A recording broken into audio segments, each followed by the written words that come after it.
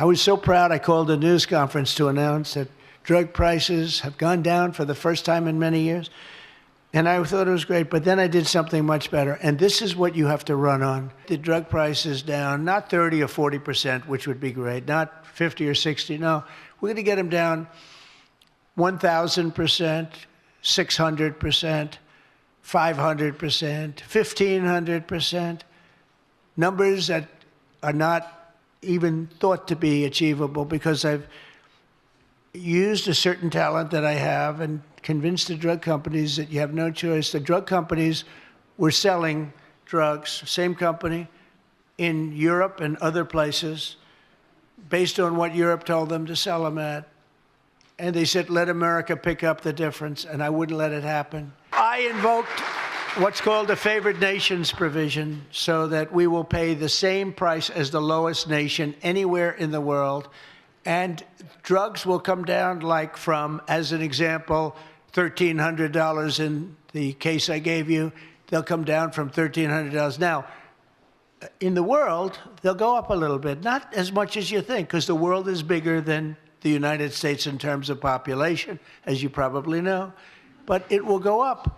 And maybe it'll go up instead of $88 or $90, it will go up to $110 or $120 or $140.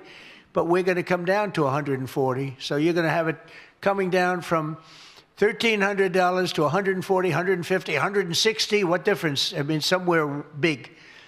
And it'll be, serious. It'll be numbers that nobody can even imagine. That's going to have a huge impact on Medicaid, Medicare, even Social Security. It's going to have a huge impact on everything. But think of what we've done. So prices are all down. I don't think there's any price other than we have a real terrible head of the Fed.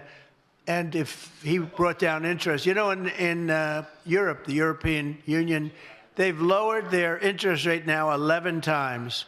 And we haven't lowered ours at all. He's a stiff. He's a knucklehead. And I was very nice to him at the beginning because I know how to sell. And, at a certain point, it didn't matter anymore because the guy is just not a smart person. Shouldn't have been there. And I blame myself in a way for that. But I blame Biden for extending. I was surprised that they extended him, but they did. I think they extended him because they knew how much I couldn't stand him. So they did it for that reason. But and he did lower the rate before the election 2 or 3 times. It's the only time he's really acted like that. But no, he's a bad job.